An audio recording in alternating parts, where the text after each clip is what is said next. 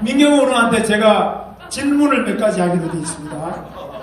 우선에 자 지금 재판을 하는데 언제쯤에 재판이 진행돼요? 그걸 좀 보고. 지난 20대 총선에서는 똑같은 일이 있었습니다. 이 26표 차이로 당락이 갈린 곳에서 이거는 다시 세면 내가 이길 수 있을 것 같습니다. 그래서 신청을 했는데 6월 27일 날 재개표를 했거든요. 재검표. 이번에도 6월 초쯤에 대법원의 결정이 내려져서 만약에 하십시오 이렇게 되면 6월 말쯤에 재검표가 이루어질 것 같습니다. 그런데 이 재판을 기독자유통일당의 고영일 대표가 원고, 피고가 누구냐 하면은 대법관 중앙선거관리위원장 맞습니다. 중앙선거관리위원장이 대법관입니다. 나머지 선거관리위원장도 모두 지방법원장이나 부장판사 이상입니다. 그러면 판사를 상대로, 판사를 피고로 한 이 재판이 굉장히 어려운 재판입니다. 이길 가능성이 얼마나 있다고 보십니까? 어려운 싸움이죠. 어려운 싸움입니다. 그런데 네, 이거는 뭐 시대의 흐름이고 모든 것을 합력하여 선을 이루시는 하나님이 계시니까 어려운 싸움입니다. 이 하나님 들고 나올 때는 얼마나 어려우면 하나님을 또 붙들고 늘어지겠습니까? 그러니까 여러분 기도 빡세게 좀 해주셔야죠. 자, 그 다음 이 민경욱 국회의원은 KBS 9시 앵커 출신인 거 아시죠? 그런데 KBS가 얼마나 도와줘? 저기도 KBS 출신, 성장영 의원도 KBS 기자 출신입니다. 그런데 KBS 기자 출신이, 앵커 출신이 이렇게 싸우는데 KBS가 얼마나 도와주십니까? 절대로 도와주질 않습니다. 하나도 도와주질 않고 앞장서서 저를 탄압하고 있습니다. 후배들이 제가 뭐라고 한마디 하면은 프로그램을 만들어요. 프로그램을 만들어서 민경욱이 이렇게 이야기한 게 잘못됐습니다. 그럴 정도니까 이제 그 사람들은 옳은 말 하고 하는 사람들이 이제 보기 싫을 겁니다. 근데 그게 참 아이러니고 그런 게 MBC 출신은 지난 20대 총선에서 8명이 있었어요. 8명이 있었는데 신경민, 뭐 김성수, 다음에 박영선 뭐 해서 8명이 있었고 KBS 출신은 저 딱 하나 있었거든요. 그러면은 KBS는 저를 좀 이렇게 잘 활용하고 잘 도와주고 그럴 수 있을 거라고 생각했는데 전혀 그렇지 않았습니다. 그건 제가 야당이기 때문에 아마 그런 것 같습니다. KBS도 그래서 기자들을 많이 모아가지고 지금 계속적으로 KBS 내부에 있는 분들을 우리 민경욱 의원, 성창경 위원장이 해서 계속 조직을 해서 앞으로 KBS 안에 있는 분들을 바꾸기도 하고 또 여러분들 시청료 납부 거부 운동도 열심히 하셔가지고 KBS를 한번 바꿔봅시다. 네. 그리고 지금 미래통합당 아닙니까? 네. 미래통합당이 103명이나 국회의원이 됐는데 지난번 주호영 원내대표가 문재인이하고 밥 먹으러 갔습니다. 네. 제가 아까 비판을 좀 했는데 이 민경욱 국회의원은 미래통합당의 대변인도 계속 하시고 온갖 일을 다 맡아서 하셨어요. 4년 내내 가장 미래통합당을 위해서 개인적으로 희생을 많이 했는데 지금 이렇게 억울하게 이 낙선이 됐어요. 원래 이 출구조사에서는 당선 발표하는데 낙선이 됐어요. 그럼 미래통합당에서 도와줘야 되는데 얼마나 도와주세요? 하나도 안 도와줍니다. 그 이유는 제가 볼 때는 당을 끌고 가는 사람들은 당선자 위주예요. 당선된 사람들이 끌고 가거든요. 그 사람들은 지난 선거가 잘못됐다는 소리를 싫어합니다. 그러면 자기 부정이 되기 때문에.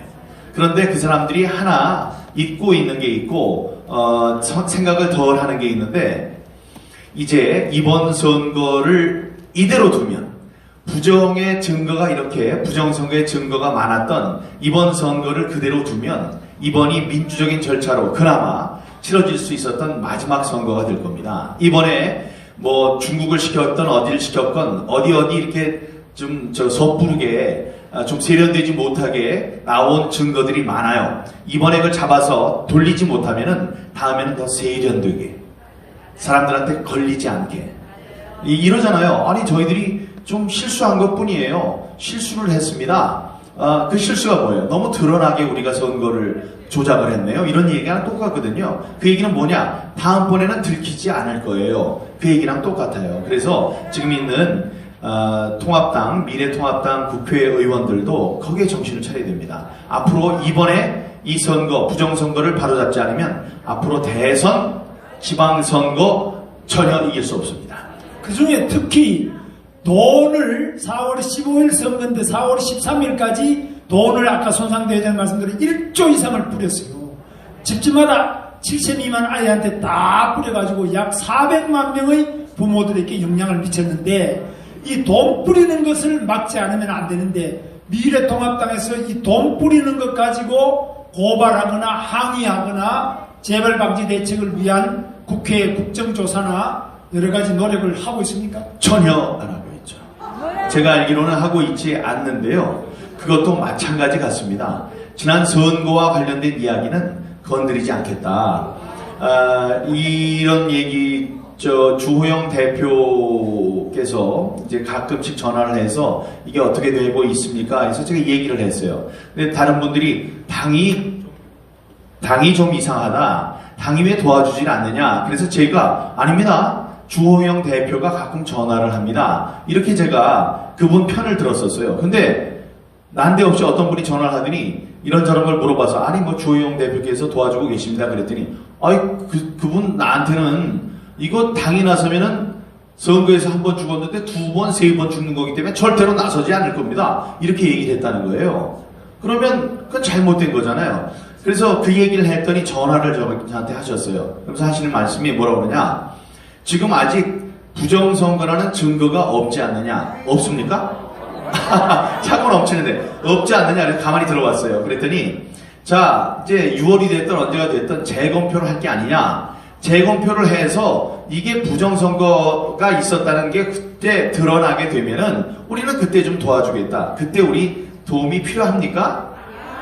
그때는 저희들한테 도움이 필요한 게 아니고 그 사람들이 우리들 덕으로 잘 되게 되는 겁니다. 지금이 필요할 때이죠, 그분들의. 그래서 저는 그렇게 생각했어요.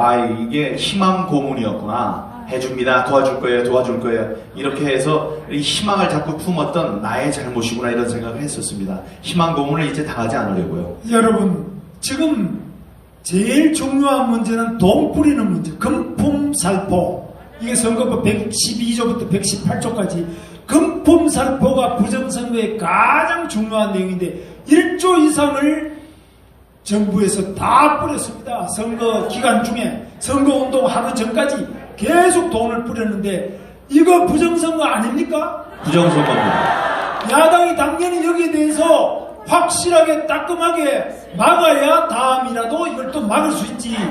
이거 말하는 야당이 야당입니까? 여당입니까? 그래서 우리 민경호 의원처럼 첫째 그거고 두 번째는 사전투표 제도를 관리할 수 있는 능력이 없어요. 선관위 직원 자체가 절대 부족하기 때문에 사전투표는 관외 사전투표나 관내 사전투표나 사전투표표를 깨면서 지금 마지막에 주표사를 이겼다가 져버렸죠. 그래서 이렇게 사전투표가 가장 문제죠. 그렇습니다. 세 가지를 얘기하라면 제일 나쁜 게 사전투표입니다. 사전투표를 지난번은 하루만 했었어요. 아니 본투표는 하루 하는데 왜 사전투표를 두 번이나 합니까? 그거 이용해서 다 사전투표 조작을 하는 거고요. 두 번째가 그 투표지 분류기 전자개표기입니다. 전자개표기 못 쓰게 되어 있습니다. 전자개표기는 보궐선거 등 소규모 선거에서만 할 수 있도록 지금 법에 되어 있어요. 그러니까 이 사람들이 그 법에 어긋나는 걸 잘 아니까 전자개표기를 뭐라고 불러요? 전자개표기라고 부르나요? 그렇게 부르지 않습니다. 투표지 분류기라고 불러요. 다음에 또 없애야 되는 것 QR코드입니다. QR코드는 이 투표용지 위에 우리가 모르는 표식을 하면 안 된다 이렇게 되어 있습니다. 아까 말씀드렸지만은 바코드는 밑에 번호가 써 있으니까 아 이게 이 번호를 말하는 거구나 이렇게 이해를 하면 돼요. 그런데 법률에 어떻게 나왔느냐? 막대형 바코드를 사용해야 한다. 그랬더니 이 사람들이 지금 뭐라고 그럽니까? QR코드라고 그래요? QR코드를 못 쓰게 돼 있으니까 뭐라고 그러냐면 2차원 막대 모양의 2차원 바코드래요. 이건 말이 안 되는 겁니다. 자기네들도 불법인 건 아는 거죠. 그래서 세 가지.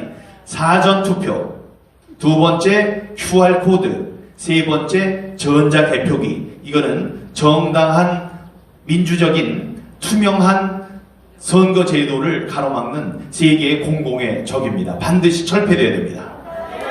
지금 민경호 의원의 이 부정선거에 대한 투쟁 가장 잘하고 있죠? 그럼 우리 목사님께서도 지금 이 부정선거를 하고 있는 민경호 의원과 차명진 의원도 같이 소송을 내놨어요. 우리 기독자의 통일당도 선거무효소송, 4.15 선거는 그 자체가 모두 다 무효다 이렇게 소송을 내놨어요.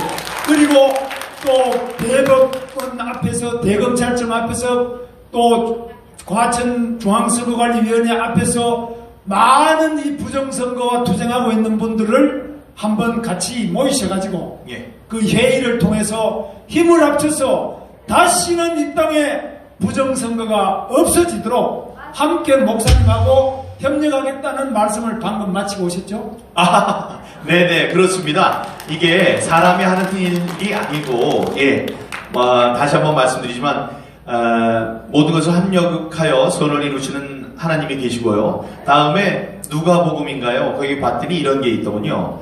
사람이 침묵하면 돌들이 소리치리라. 이게 있습니다. 지금 숫자들이 아우성을 치고 있습니다. 이번에 이거는 부정선거입니다 하고 선관위 그 컴퓨터 속에 들어있는 수백만 개의 숫자들이 아우성을 치고 있습니다. 그러니까 사람이 아무리 조용히 해도 밖으로 감출 수 없는, 밖으로 드러나게 되는 그런 사실입니다. 투쟁하는 자만이 예배의 자유를 지킬 것입니다.